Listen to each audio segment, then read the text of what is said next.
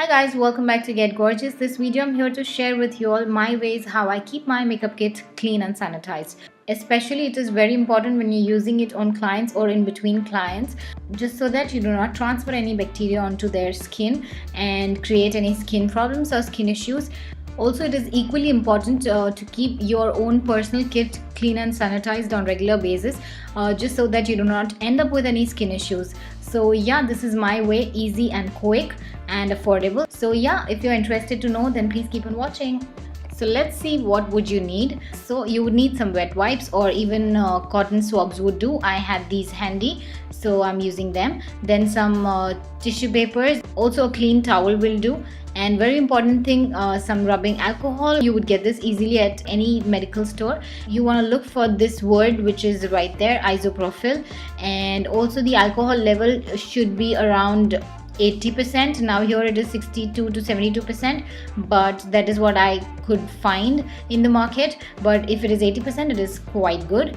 And I have transferred that solution into an empty spray bottle, which is going to be quite easy and convenient for us. Even in between clients, if you wish to clean your brush, this becomes quite easy and convenient.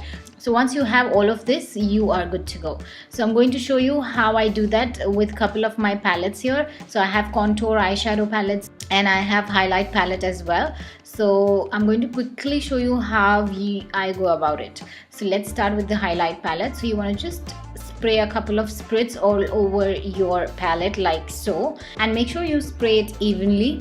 And then you need a wet wipe or a cotton swab, whichever is handy. And I'm just going to clean away like the first top layer very lightly with very light hand. You don't want to scrape it out, you just want to just clean off the top layer.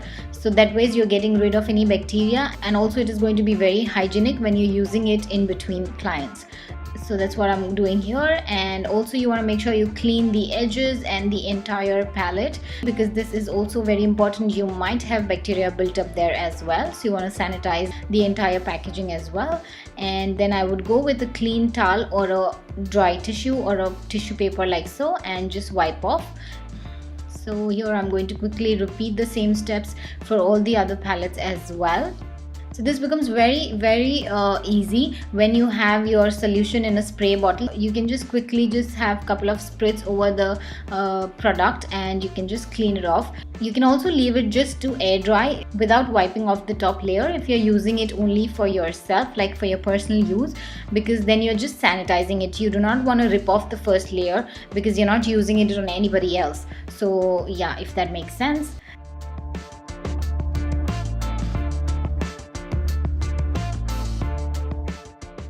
So yeah, as you can see, it's quite nice and clean. I'm going to show you at the end how the results are once it is nice and dried up. Now this is going to take hardly few minutes to dry up. So now moving on to lipsticks. So something like this, if you have a liquid lipstick, so you want to make sure you first clean the wand, take off all the product that is there on the wand, and I would advise you to even clean the bottle, also the neck of the liquid lipstick. And if you're using it on clients, you definitely want to use a disposable wand. So once it is nice and clean, you want to give a couple of spritz of the solution and again wipe it off and just leave it to air dry. So that's nice, clean and sanitized. And then for roll-on lipsticks like this, you want to just twist it up and spray a couple of spritz and just take off the top layer very gently like so. And also you want to make sure you clean the holder and the cap and the entire packaging of the product.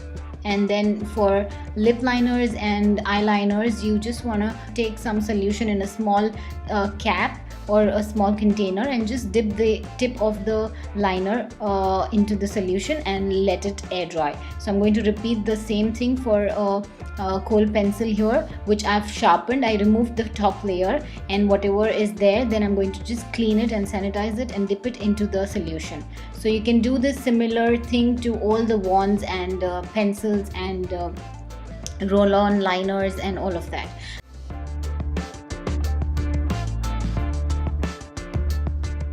Now for mascara, I would advise you to use a disposable wand like this for if you're using it on somebody else. And just by any chance, if you need to clean it, first you want to just clean off the wand, then just spray a couple of spritz of the solution and then clean it again, and it's nice and clean and sanitized.